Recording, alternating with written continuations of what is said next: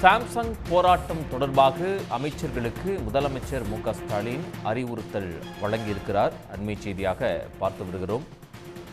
ஏற்கனவே நடந்த பேச்சுவார்த்தையில் சுமூக முடிவு எட்டப்படாத நிலையில் அமைச்சர்கள் தலையிட்டு தீர்வு காண முதலமைச்சர் மு.க.ஸ்டாலின் அறிவுறுத்தியுள்ளார். கூடுதல் விவரங்களை வழங்குவதற்காக செய்தியாளர் கண்ணன் இணைகிறார். கண்ணன், விவரங்கள். காஞ்சிபுரம் மாவட்டம் சுங்குவார் சாம்சங் நிறுவனமானது செயல்பட்டு வருகிறது. இந்த நிறுவனத்தில் பணியாற்றும் தொழிலாளர்கள் பல்வேறு கோரிக்கைகளை வலியுறுத்தி கடந்த மாதம் முதல் போராட்டத்தில் ஈடுபட்டு வருகின்றனர். அதில் குறிப்பாக சிஐடி சார்பில் தொழிற்சங்கம் அமைக்க வேண்டும், தொழிற்சங்கத்தை அங்கீகரிக்க வேண்டும், தொழிலாளர்களுக்கு ஊதிய உள்ளிட்ட கோரிக்கைகளை வழங்க வேண்டும் உள்ளிட்ட பல்வேறு கோரிக்கைகளை வலியுறுத்தி இவர்கள் போராட்டத்தில் ஈடுபட்டு வருகின்றனர். இந்த போராட்டம் தொடர்பாக தொழிலாளர் துறையுடன் பல்வேறு தரப்புடன் பேச்சுவார்த்தை நடந்த நிலையில் அந்த அனைத்து கட்ட பேச்சுவார்த்தைகளும் தோல்வியில் முடிந்த நிலையில் தற்போது தமிழ்நாடு முதலமைச்சர் மு.க.ஸ்டாலின் இந்த பிரச்சனையில் தலையிட்டு தீர்வு காண வேண்டும் என்று அமைச்சர்களுக்கு ஒரு அறிவுறுத்தல் வழங்கியுள்ளார்.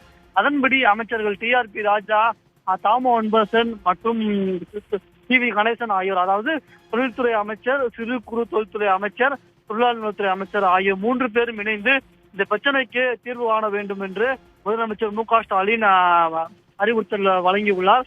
மிகவும் குறிப்பாக கூற வேண்டும் என்றால், எவ்வளவு விரைவாக இந்த பிரச்சனைக்கு தீர்வு காண வேண்டுமோ அவ்வளவு விரைவாக இந்த பிரச்சனைக்கு தீர்வு காண வேண்டும் என்று முதலமைச்சர் அறிவுறுத்தியுள்ளார்.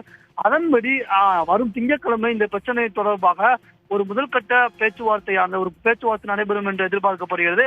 அதன்படி இந்த பேச்சுவார்த்தையில் தொழிலாளர்கள் தரப்பு,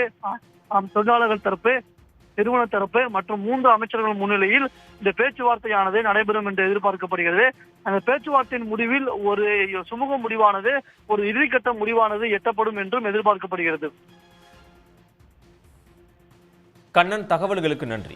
உடனுக்குடன் செய்திகளை தெரிந்து கொள்ள சன் நியூஸ் பெல் ஐகானை கிளிக் பண்ணுங்க.